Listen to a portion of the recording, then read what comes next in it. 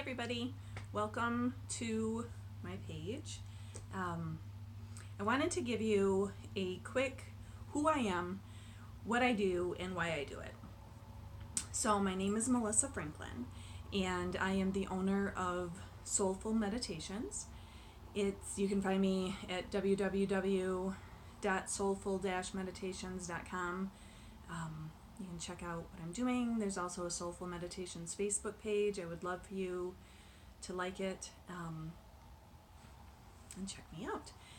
I am located in Michigan, and how I got into meditation was, probably about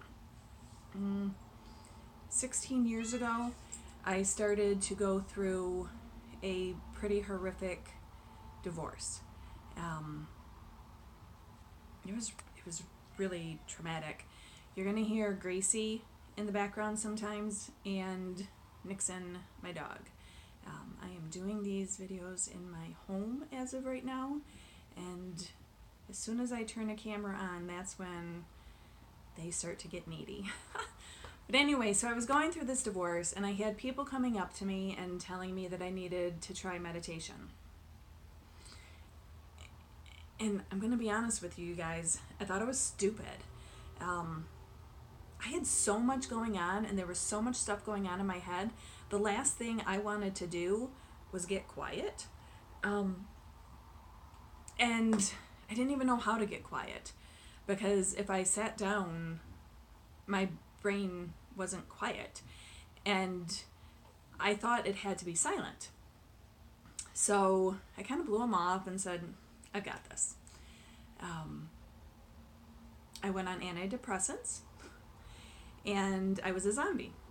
So I took myself off of those, which I don't recommend doing it. I didn't do that with doctor's help or anything like that. I just went cold turkey, and that was weird too.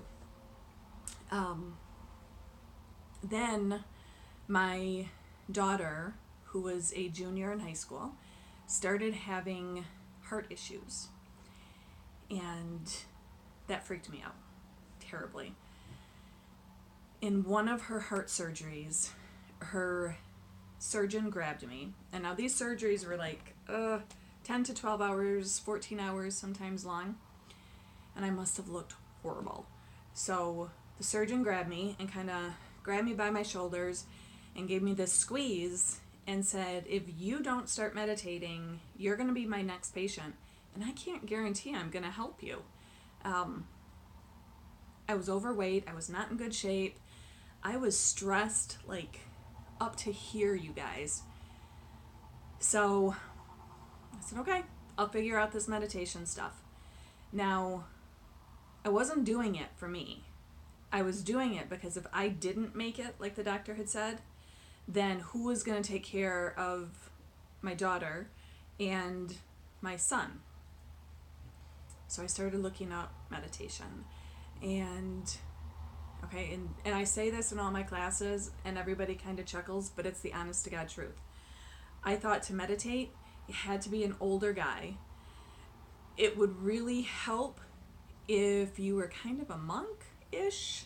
You had the orange robe, and it was kind of like the Folgers commercial. So you were sitting like on top of this mountain, and you needed to sit cross-legged, which my legs don't do, and you needed to have some sort of, what I've later learned is a hand mantra going. Or hand mudra. So I tried everything, and there was a point that I actually broke down and said that I was so stupid because I couldn't even meditate. I couldn't get my brain to go silent. So fast forward a little bit, I found Sarah McLean, who has become my meditation guru. And she made total sense. She gave the science behind it. And she explained things like nobody else did. So I decided I wanted to become a meditation teacher. I went through her program. It took me total from start to finish, just about a year. It was hard. You do a lot of soul searching. You learn so much research on meditation. And then there was the intensive in Sedona, Arizona, which was life-changing. I met some unbelievable people, learned so much, and came out of there knowing that meditation was what I needed. I say that it saved my life, and I don't say that in a light fashion. It truly did. Without meditation, I don't know where I would be. So, fast forward now to today. I am working with youth. I'm working with adults. I work with people in active recovery. I work with anybody who's willing to try it. I will tell you, your brain is not going to go silent. Your brain's job is to think. So if I said, let's sit down and meditate, and I want you to stop thinking, stop having thoughts, that would be like me saying, keep your eyes open, but don't see me. It doesn't work that way.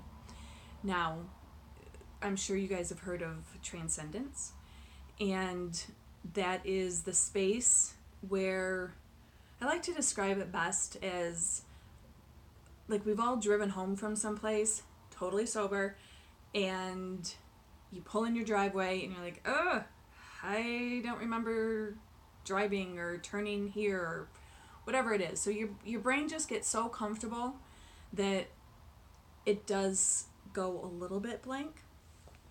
But you can't force that. So it's either going to happen or it's not going to happen. And the second that you sit down and you're like, I am going to have my brain go nice and quiet, you're going to have a million thoughts going through your head.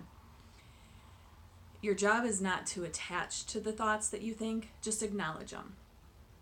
And what I mean by that is I can be the queen of attachments. And my brain is one of those brains that go to the worst possible scenario.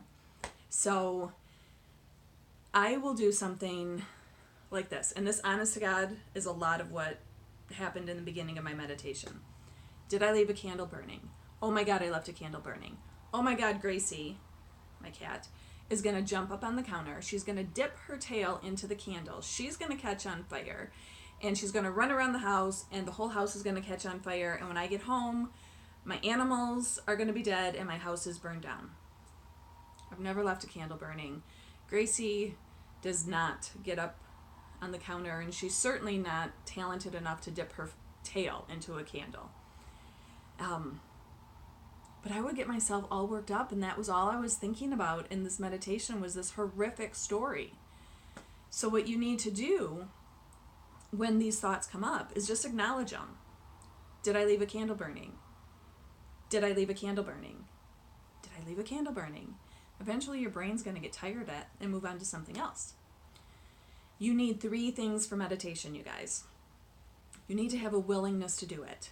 And now a willingness to do it is a lot different than just, I want to. I kind of equate that to, I want to lose weight, but I really don't want to give up ice cream. So, you need the willingness to do it. You're going to commit to it. You're going to start out slow. Start out small. Start out with 2 minutes twice a day. Start out with 1 minute twice a day. Whatever you can do and commit to it, you do that.